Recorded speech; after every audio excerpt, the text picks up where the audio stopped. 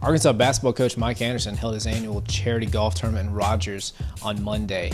Afterward, he met with the media and revealed that rising sophomore forward Brachen Hazen has decided to transfer from the program. He requested his release last week, and Arkansas approved it, so he'll be playing basketball at another school next year.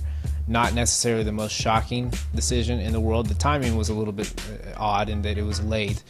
Late May is generally a pretty late time for a college player to decide that they are going to transfer. But as far as the decision itself, not necessarily the most surprising thing in the world. Hazen only appeared in 14 games last year, played 43 total minutes, all mop-up duty, averaged 0.2 points and 0.9 rebounds. There wasn't an immediate pathway to seeing him get a big bump in playing time this year either. I think that in the short term, it's a move that doesn't really surprise you when you look at it on the surface, but long term, Mike Anderson was a little bit disappointed. You don't want to lose a guy, especially a guy like Brachen. I just think his upside, his potential is big. You know, and just this year, some guys that were playing well in front of him, they were competing for playing time. I thought this year it would get a lot better for them, and then you got those guys being seniors, and with a guy that's skilled forward like Brachen, it's just a matter of him getting maturation process.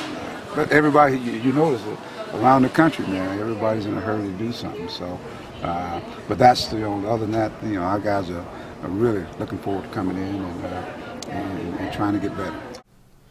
You kind of see why Hazen would make the decision to move on at this point. From his standpoint, you look at it, and last year they had three guys that played in front of him, really four. Dustin Thomas, Orlando Cook, and Adrio Bailey all played that sort of four position, that forward position. Trey Thompson played there some alongside Moses Kingsley, or vice versa, however you want to say it. So all those guys were coming back as far as Adrio, Dustin, and Orlando. So he still had three guys that were going to feasibly probably be in front of him. He had another guy, Darius Hall, a freshman, combo forward kind of guy coming in that probably would have had a good chance of playing over him too. I think kind of the thing that makes Anderson disappointed that they're losing a guy like him is that while he had a ways to go as far as his body, defensively, just improving things like lateral quickness, his strength. They've worked really hard to try and get him to gain weight once he got on campus. He really had to improve in those areas, and was kind of that was how he was behind them. But he did have a really intriguing kind of skill set. He was by far the best shooter of the bigs that they had on campus. He was a guy that could sort of space the floor. You felt like in the future he might be a guy that could do that, and he kind of had a skill set that nobody on the team brought. You look at the forwards that they have now, the guys that are going to be on the roster next year, and they don't have that scoring big that you can throw the ball to and get a bucket, or a guy that can just space the floor and be on the perimeter and be a threat that the defense has to honor. You look at the last few years, and Arkansas's three-point attempts have really fallen off, and the direct correlation is they really haven't had any bigs that can stretch the floor and kind of space it. So in the future, I think they thought he could be that guy. That's the type of player that Mike Anderson teams have always utilized really well when they've had a guy with his kind of skill set. So I think projecting to the future, especially after Dustin Thomas and Orlando Cook graduated, they thought that he would be somebody that could really play a role for them and be a good offensive threat that would really help them thread the floor and space it. But obviously he moves on, so that means that Arkansas goes from having 13, the maximum they were full scholarship-wise, to now they have 12. It's getting late.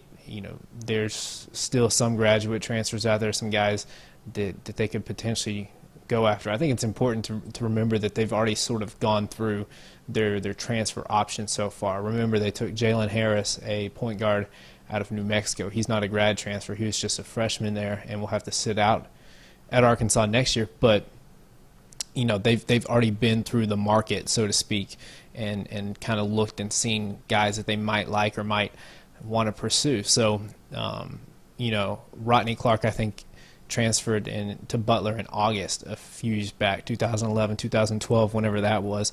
That was late at the time, and now, even though it's not nearly, it's only late May, but still, as far as the timetable for transfers go, it's pretty late. You've already seen the signing period for high school start. That starts in early April. So a lot of the prospects that they might have had a chance to go after, had they known right after the season that he was potentially leaving or thinking about leaving, they're off the table probably at this point. So I think Mike Anderson made that clear. He said that they weren't going to sign someone just to sign them. I think it has to be an impact type player. If they could get a grad transfer that comes in for a year, that I think would be ideal, because I think that there is definitely a need in the front court for someone who can pose as a scoring threat. They don't really have that. I think Daniel Gafford's a freshman who, he's really athletic. He's long, so with his size, his combination of size and just how bouncy he is, he's going to have a chance to be a good rim runner, be somebody that can score garbage points off offensive rebounds, dump offs, but he's not somebody that's going to create offense for himself, at least at this stage of his career, more than likely.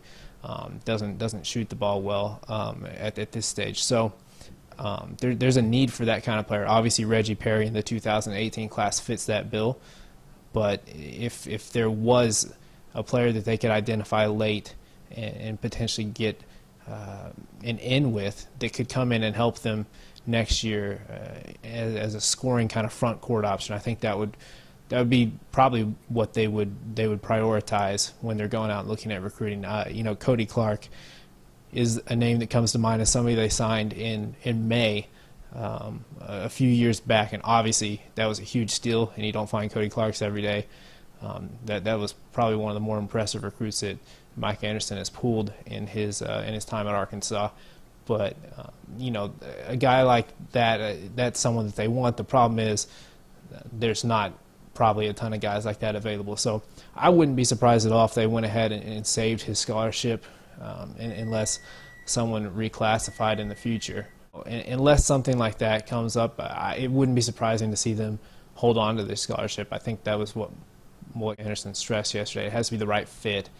And I think that they're at a position where they feel like, even though there are maybe little holes in the roster or ways that they could get better, they feel like they have a pretty good nucleus coming back.